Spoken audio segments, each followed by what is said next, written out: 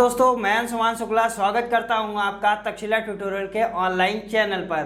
दोस्तों, जैसा कि हम लोग लेसन पढ़ रहे हैं पी ब्लॉक के तत्व, जिसमें आपके पिछले लेक्चर कवर हो चुके हैं। दोस्तों, आज का हमारा लेक्चर है लेक्चर नंबर 5.5, यानी दोस्तों हमने लेक्चर नंबर 5.4 तक आपका कवर कर दिया है, जिसमें हमने आपसे ये डिस्कस किया हुआ था कि पिछले लेक्चर्स में आपसे ये डिस्कस किया गया था कि पी ब्लॉक के एलिमेंट्स क्या होते हैं। फिर हमने ये डिस्कस किया कि सर नाइट्रोजन कैसे बनाई जाएगी। उसके बाद हमने क्या डिस्कस किया था, हमने ये देखा था कि अमोनिया कैसे बनाई जाएगी, उसकी हमने प्रयोगशाला विधि देखा।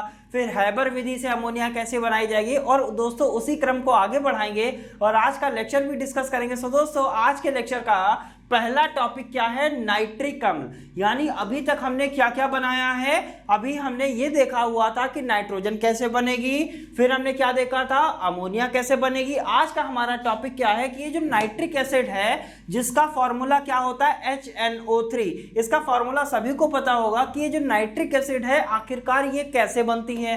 फिर हम आज बात करेंगे एक्वारेजिया क्या होता है, अम्लराज क्या होता है, इन सारी चीजों को भी हम डिस्कस करेंगे। सुधूम नाइट्रिक अम्ल किसे कहते हैं, उसकी भी हम बात करेंगे। दोस्तों, स्टार्ट करते हैं नाइट्रिक अम्ल बनाना, और सबसे पहले लिखते हैं इसका फॉर्मूला। दोस्तों, इसका फॉर्मूला होता है HNO3, यही होती है आपकी नाइट्रिक अम्ल। अब नाइट्रिक अम्ल को बनाया कैसे जाएगा, पहले हम बनाएंगे प्रयोगशाला विधि से। तो प्रयोगशाला विधि से नाइट्रिक एसिड कैसे बनाई जाएगी, इसका सिंपल सा एक स्टेटमेंट है, स्टेटमेंट ध्यान रखेंगे। पोटेशियम नाइट्रेट सल्फ्यूरिक अम्ल के साथ गर्म करने पर क्या मिलती है हमको, नाइट्रिक अम्ल प्राप्त हो जाती है। ध्यान से सुनिएगा, पोटेशियम नाइट्रेट व सल्फ्यूरिक अम्ल की समान मात्रा गर्म करने पर एक साथ लेंगे, और इनको क्या करेंगे, जब हम धीरे धीरे इनको गर्म करते हैं तो हमको क्या मिल जाएगा, नाइट्रिक अम्ल मिल जाएगा। हमने क्या क्या बताया है आपसे, क्या क्या लेना है, पोटेशियम नाइट्रेट। पोटेशियम नाइट्रेट का फॉर्मूला क्या होता है, ये K फॉर पोटेशियम, नाइट्रेट को क्या लिखते हैं, NO3 लिखते हैं। ये क्या हो गया, पोटेशियम नाइट्रेट। किसके साथ गर्म करना है, दोस्तों आंसर सभी को पता है सर, सल्फ्यूरिक एसिड के साथ आप इसको क्या कर दीजिए, गर्म कर दीजिए। पोटेशियम नाइट्रेट लिया, ये क्या है, सल्फ्यूरिक अम्ल है। अब ये क्या करेगा, अभिक्रिया करेगा। कब अभिक्रिया करेगा, जब इनको क्या किया जाएगा, गर्म किया जाएगा। डेल्टा का मतलब क्या होता है, गर्म करना। जब पोटेशियम नाइट्रेट सल्फ्यूरिक अम्ल के साथ गर्म करते हैं तो क्या मिलता है हमको, नाइट्रिक अम्ल मिलता है। यानी यहां हमको क्या मिल जाएगा, HNO3 मिल जाएगा। प्लस जब HNO3 मिल गया, बचा क्या सर, ये यहां से एक H तो चला गया, मतलब यहां बचा क्या हुआ है, एक H जब यहां से जाएगा तो यहां HSO4 बचेगा कि नहीं बचेगा, और ये NO3 भी यहां से निकल गया है। यहां से जो एक H निकला, जैसे H इस तरीके से हम इसको लिख सकते हैं, ठीक है। ये वाला H किसके साथ चला गया, NO3 के साथ, तो क्या बना दिया इसने, HNO3। अब बचा क्या है, K बचा हुआ है, HSO4 बचा हुआ है, उसको लिख लेते हैं। तो यहां क्या बचेगा दोस्तों, KHSO4। इसको क्या बोलेंगे, पोटेशियम हाइड्रोजन सल्फेट। क्या बोलते हैं, पोटेशियम हाइड्रोजन सल्फेट। सिंपल सा रिएक्शन है। रिएक्शन क्या कह रहा है, जब हमको नाइट्रिक एसिड बनाना है तो कैसे बनाया जाएगा सर, प्रयोगशाला विधि से जब बनाएंगे तो क्या करेंगे, पोटेशियम नाइट्रेट व सल्फ्यूरिक अम्ल की समान मात्रा लेकर गर्म करने पर हमको क्या मिलता है, नाइट्रिक अम्ल प्राप्त होता है। और क्या प्राप्त होता है, पोटेशियम हाइड्रोजन सल्फेट भी प्राप्त होता है। दोस्तों, यहां पर हमने लिया पोटेशियम नाइट्रेट, यहां सल्फ्यूरिक एसिड लिया। सल्फ्यूरिक एसिड को कुछ इस फॉर्मेशन में हम लोग लिख सकते हैं, H*HSO4 लिख सकते हैं। H कितने हैं, 2 है कि नहीं है, देखिए यहां भी 2 H है, सल्फेट 1 है, सल्फेट ले लिया। अब ये H किसके साथ चला जाएगा, NO3 के साथ रिएक्शन करके क्या बना देगा, नाइट्रिक एसिड।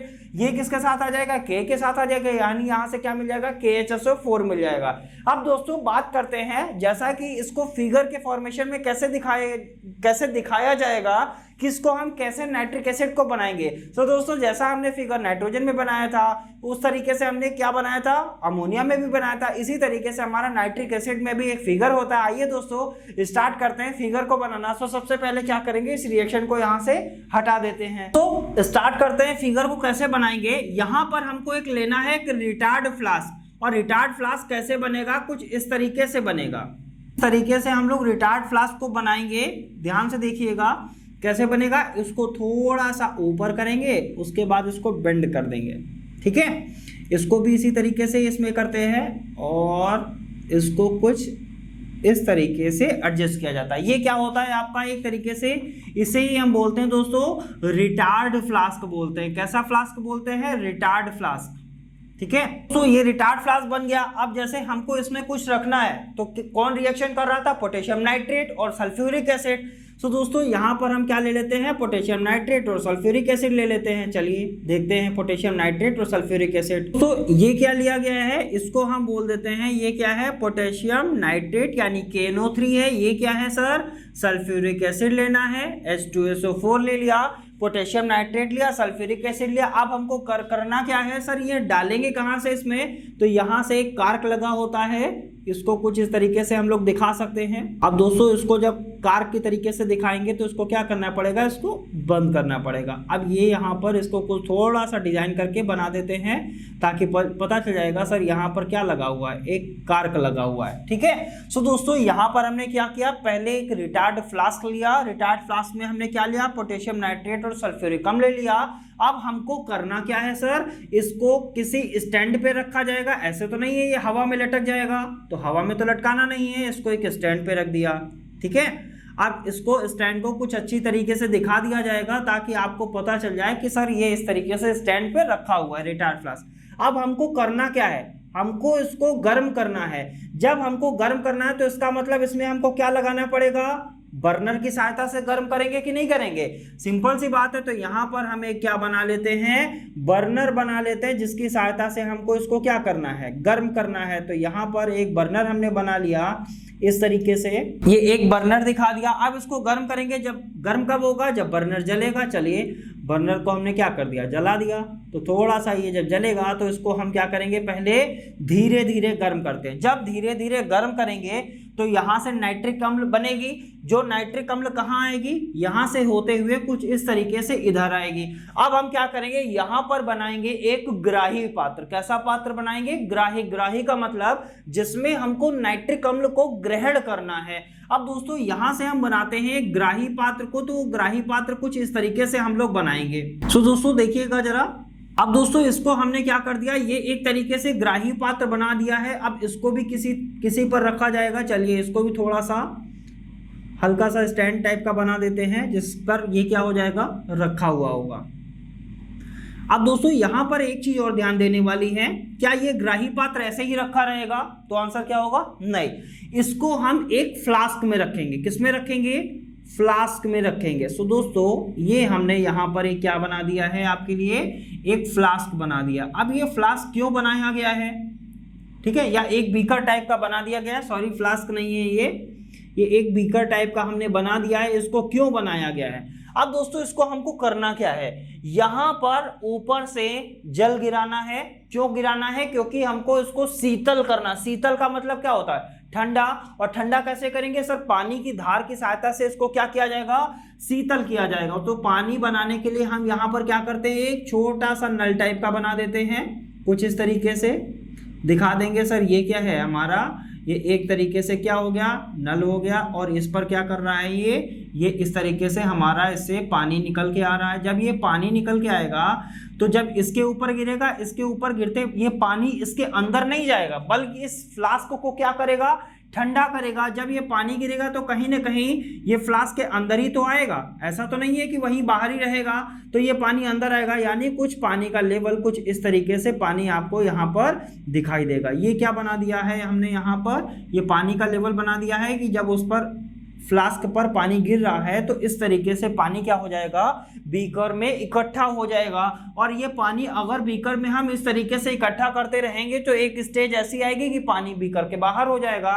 तो उसको हम नहीं आने देंगे। तो यहाँ से क्या कर देते हैं? बीकर में एक नीचे से हल्का सा बेंड कर देते हैं पाइप को, जिससे पानी यहाँ से क्या हो जाएगा? बाहर निकलता रहता है। इसलिए इस बीकर के अंदर पानी कभी भरता नहीं है। ये पानी क्या होता है? नीचे के रास्ते से बाहर निकल जाता है। क्या किया गया? सबसे पहले हमने एक रिटार्ड फ्लास्क को बनाया। जब रिटार्ड फ्लास्क बनाया, इसमें हमने क्या लिया? पोटेशियम नाइट्रेट लिया, सल्फ्यूरिक अम्ल लिया। अब हम इसको क्या कर रहे हैं? इसको धीरे धीरे गर्म कर रहे हैं। जब इसको हम धीरे धीरे गर्म करते हैं तो यहाँ से क्या मिलती है हमको? नाइट्रिक अम्ल मिलती है। ये नाइट्रिक अम्ल कहाँ इकट्ठा होगी? इस पात्र को हम लोग बोलते हैं ग्राही ग्राही पात्र। कैसा पात्र बोलेंगे?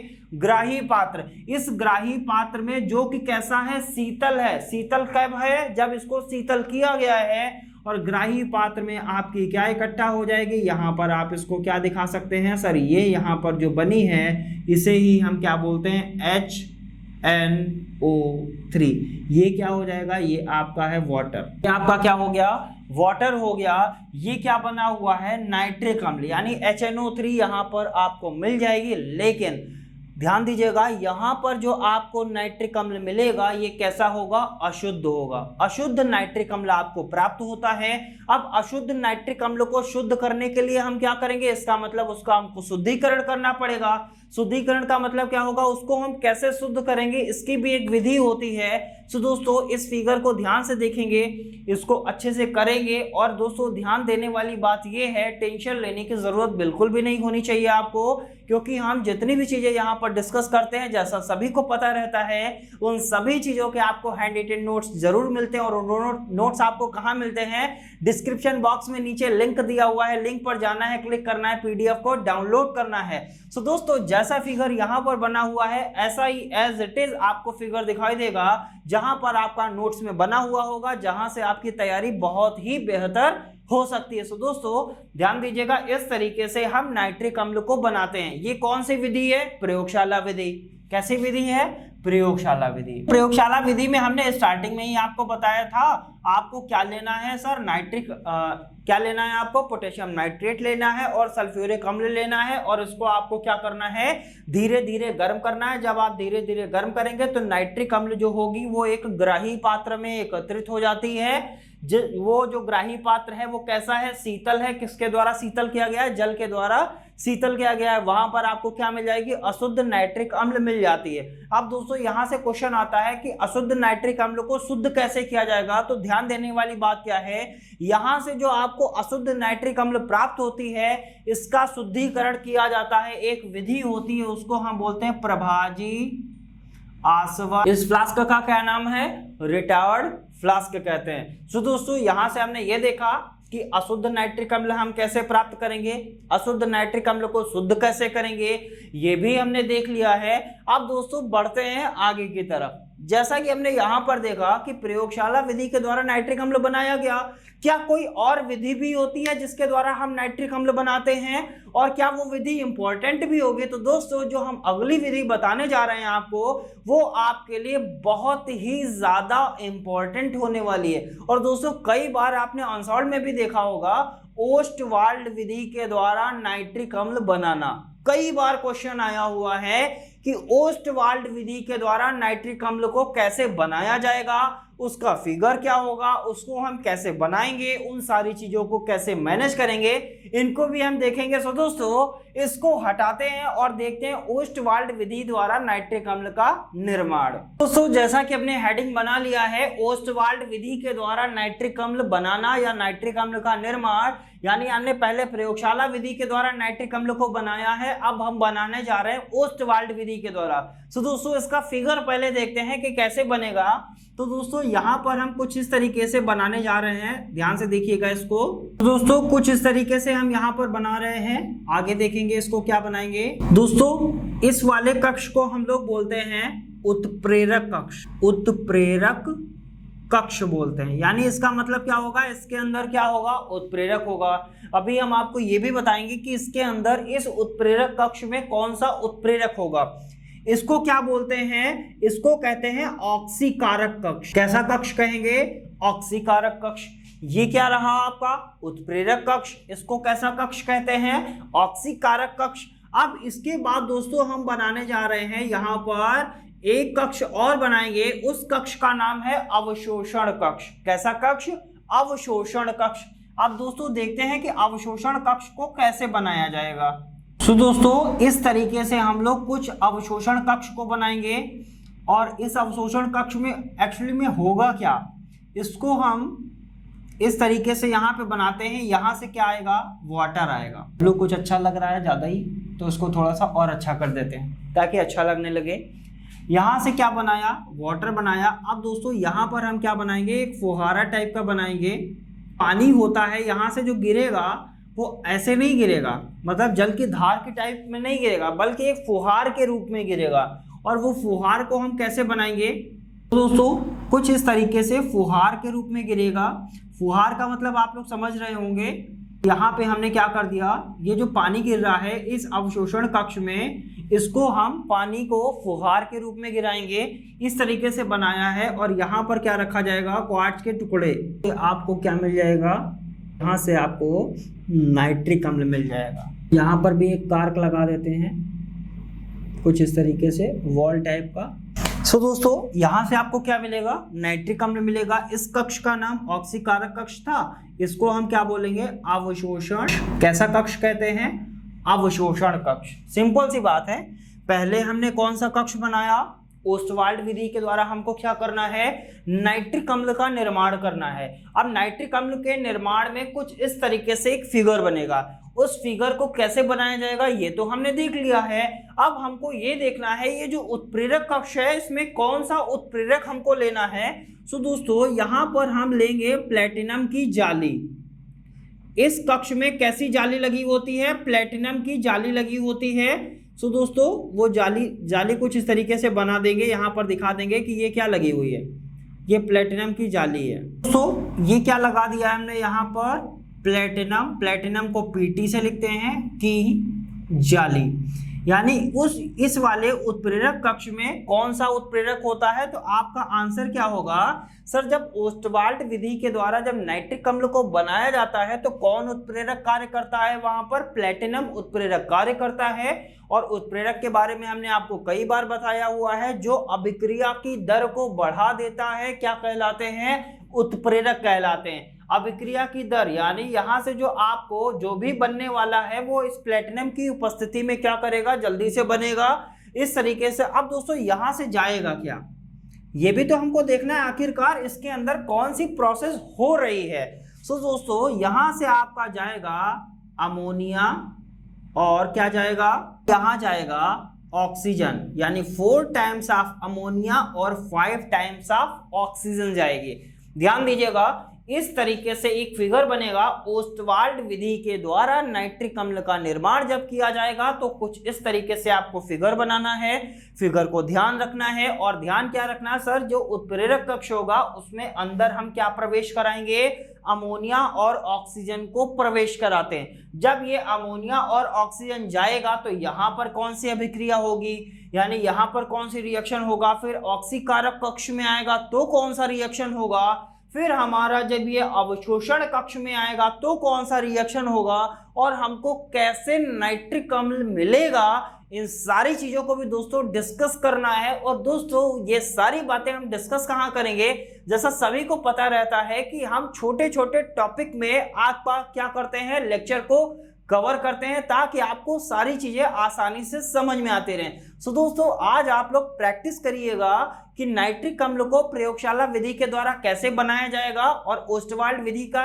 फिगर कैसे बनेगा, इनकी आप प्रैक्टिस करेंगे। और हम आपके लिए लेके आएंगे अगले लेक्चर में कि ओस्टवाल्ड विधि के द्वारा जो ये नाइट्रिक अम्ल बनाया गया है इसमें कौन कौन से रिएक्शंस आती हैं, इनका भी हम डिस्कशन करेंगे। तब तक दोस्तों आप प्रैक्टिस करेंगे, हम ऐसी पूरी उम्मीद करते हैं कि आप लोग फिगर बनाते रहेंगे ताकि आपका फिगर बनाने का एक तरीका बना रहेगा जिससे आपके नंबर अच्छे से अच्छे आ सकते हैं। ऐसा नहीं है कि यहाँ पर आपने फिगर को देख लिया और आपका फिगर आसानी से बन जाएगा, ऐसा नहीं हो सकता है, फिगर को ध्यान रखना पड़ता है।